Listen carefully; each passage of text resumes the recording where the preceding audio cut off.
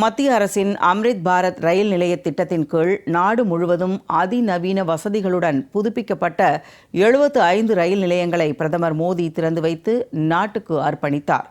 அம்ரித் பாரத் ரயில் நிலையங்களில் உள்ள வசதிகள் என்ன என்பதை இந்த செய்தி தொகுப்பில் பார்க்கலாம்.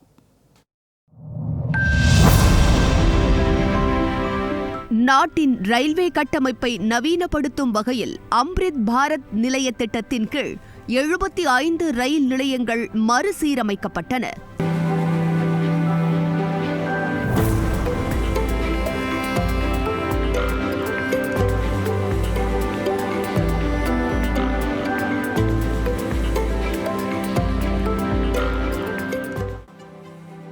இந்த நிலையில் பஞ்சாப் மாநிலம் ஜலந்தர் கண்டோன்மெண்ட் ரயில் நிலையத்தில் நடைபெற்ற நிகழ்ச்சியில் மறுசீரமைக்கப்பட்ட 75 ரயில் நிலையங்களை பிரதமர் நரேந்திர மோடி காணொலி வாயிலாக திறந்து வைத்து நாட்டுக்கு அர்ப்பணித்தார்.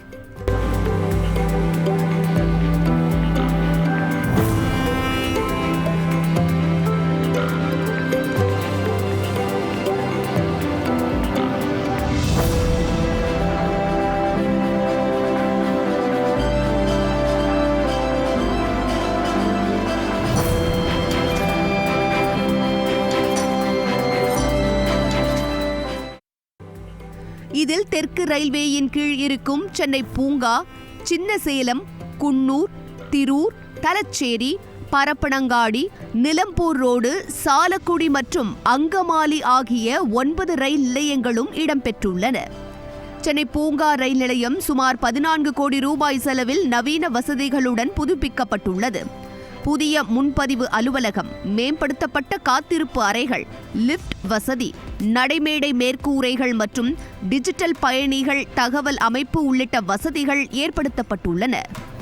சென்னை நகரின் முக்கிய போக்குவரத்து மையங்களில் ஒன்றான பூங்கா ரயில் நிலையத்தில் இருந்து புறநகர் ரயில், மெட்ரோ, MRTS மற்றும் மாநகர பேருந்து சேவைகளுக்கு இடையேயான இணைப்பு இருப்பதால் பூங்கா ரயில் நிலையம் மேலும் மேம்படும் என மத்திய அரசு தெரிவித்துள்ளது.